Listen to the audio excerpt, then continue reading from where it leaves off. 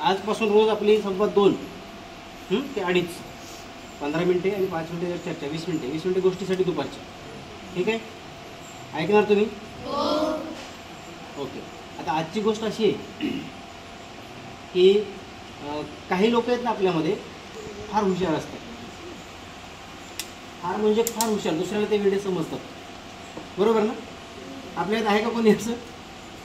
कोणी आहे का? नका सांगू, भांडणं होते.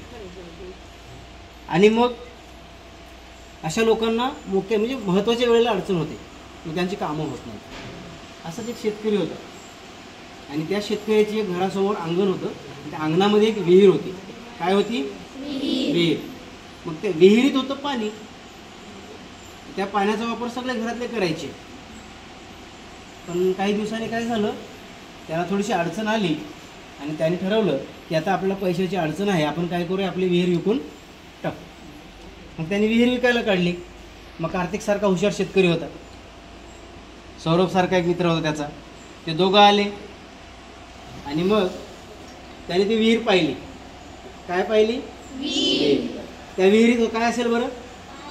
पाणी. साहजिकच आहे ना, विहिरीत पाणी असतं, भरपूर पाणी होतं.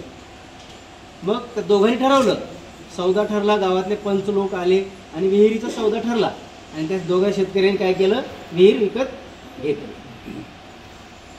शहाण्या हुशार माणसांनी विहीर विकली आणि कार्तिक आणि सौरभसारख्या शेतकऱ्यांनी ती विहीर विकत घेतली.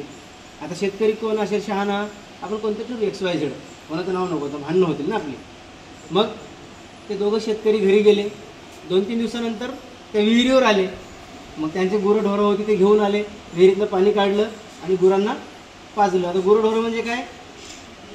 बैल, गाय, म्हशी असतील, शेळ्या असतील, जे काही असेल ते. आणि थोडंसं पाणी ते घरी घेऊन जायला निघाले.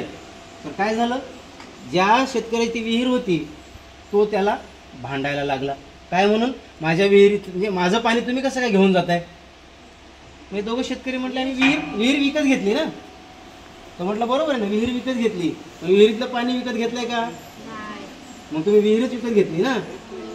तर दोघांनाही ते म्हणजे तो विषय पटला. दोघं विचार करायला लागले, हे खरं आहे, आपण विहिरीत विकत घेतली, विहिरीतलं पाणी घेतलं. पण ते म्हटले विहिरीतच पाणी आहे ना, तेव्हा वापरू शकतो. पण पहिला शेतकरी हुशार होता, तो म्हटलं नाही, मी तुम्हाला फक्त विहीर विकली, पाणी विकलेलं नाही. जर तुम्हाला पाणी घ्यायचं असेल तर काय करावं लागेल? त्या पाण्याचे सुद्धा पैसे द्यावे लागतील. दोघा शेतकऱ्यांना प्रश्न पडला, करायचं काय आता? ते गेले गावात, ग्रामपंचायतीत गेले. आता आपल्याकडे ग्रामपंचायतचे आलेले आहेत अधिकारी, बघा काम करतायत दिसतं ना. मग त्यांच्याकडे गेले. गावाची पंचायत तिथे जाऊन बसली. सगळ्यांनी विचारलं सरपंचांनी की बाबा तुमचे काय प्रश्न आहे सांगा. तर दुसरे ते शेतकरी ते म्हणाले की आम्ही याची विहीर विकत घेतली, पण आता आम्हाला पाणी घेऊ देत नाही.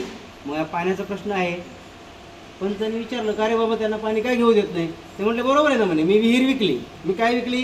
विहीर. पण मी पाणी विकलंय का? सगळ्यांना तो मुद्दा पटला. सगळे अरे हो बरोबर आहे, त्याचं बरोबर आहे.